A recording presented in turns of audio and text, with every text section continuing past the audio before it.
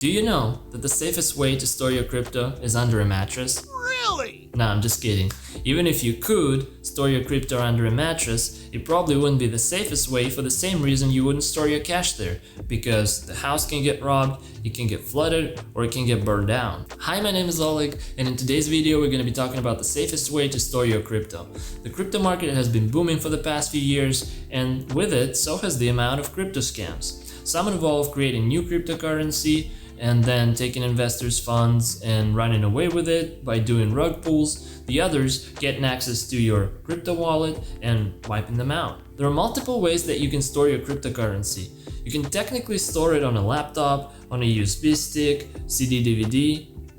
Does anybody use that still though? But the most common ways are the so-called hot wallets, and the reason they're called hot is because it's a piece of software for your computer or your cell phone that has access to the internet. That's why it's called hot, and the examples are MetaMask and Trust Wallet. And then there are cold wallets, and the reason they're cold, no pun intended, is because they don't have access to the internet, and these are the ones that we're going to be talking about today. Now before we continue, let me correct myself for what I said earlier. You don't actually store your cryptocurrency on a digital wallet, because your crypto is being stored on a blockchain itself. But what you store in a digital wallet is a pair of keys, which is a public key and a private key. A public key is something that is used to identify a wallet holder without revealing their identity. That way you can send crypto between different wallets. Anyone can go on any blockchain scan, like Etherscan for instance, and they can find all the list of transactions, and they're gonna see the transactions between different wallets. And this is the publicly available information because this is what you would use to send your crypto to a different wallet or to a different person, but you don't necessarily know that person unless they directly send you a message saying, hey, I'm this person and this is my wallet. Then you wouldn't know, it would be just the wallet. And that's why it's called the public key, because it's a publicly available information, but it does not necessarily reveal the owner's name. The other key is the private key, also known as seed phrase, and that is something that you use to sign a transaction on the blockchain whenever you transfer your crypto. And this is the one that you should under no circumstances share with anyone. If anyone else knows your private key or seed phrase, then your wallet is basically lost. I repeat, do not share it with anyone, do not enter it anywhere. Nobody should ever ask you about it, ever, unless they're trying to steal your money, of course. If it's still hard to understand, the best analogy that I came across is the email address and the password to your email. The email address is similar to a public key because its email address is a public information that you can use to send an email to someone. But that someone that you send that email to can only read that email or can reply to that email or send out different other emails only if they have the password. And the password is the analogy for the private key. You can only send out your crypto if you have your private key. There are several options available for cold wallets, but there are two major players, which is Ledger and Trezor. And they're both good wallets, they both support over 1,000 cryptocurrencies, but my personal preference is Ledger.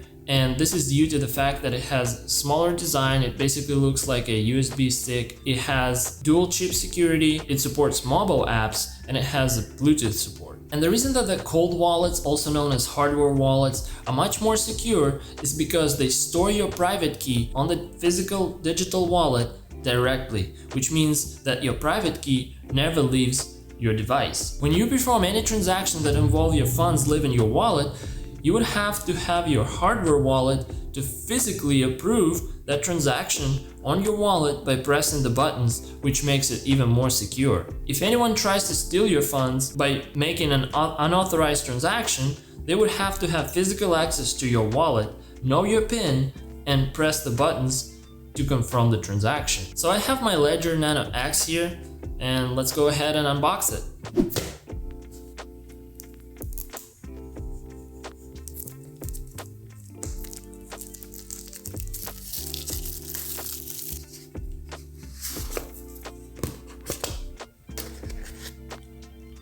And here is the Ledger Nano X itself in a nice metal body, nicely built, and has a little weight to it. It comes with a USB to USB-C cord, Inside that sleeve we have 3 sheets for our seed phrase that we're going to use to write down our seed phrase when setting up Ledger. They also put a keychain cord for whatever reason. The navigation is super simple. There are 2 buttons, left and right button, that you're gonna navigate left and right. When you press both at the same time, that confirms your selection. When you start it up, it's gonna prompt you to press right button to continue. So we're gonna do that. On the next prompt, it says to download the Ledger Live app, which you can do and set it up from there.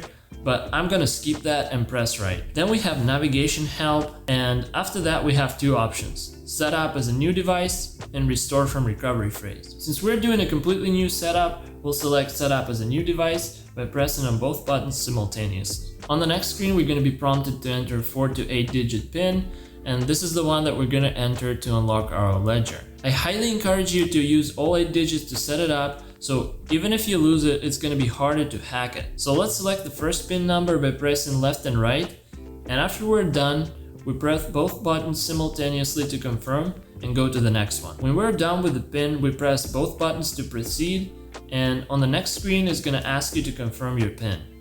And after that, we're going to be taken to the screen that says that the device is going to generate your 24-word seed phrase. Please use provided sheets to write it down and make sure to follow the order.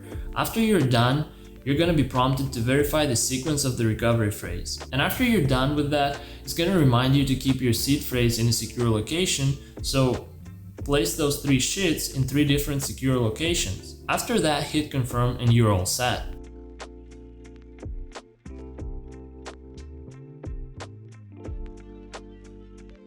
Please, and I cannot stress it enough, after you wrote down your seed phrase, do not take a picture of it and upload it to a Google Drive or any other cloud.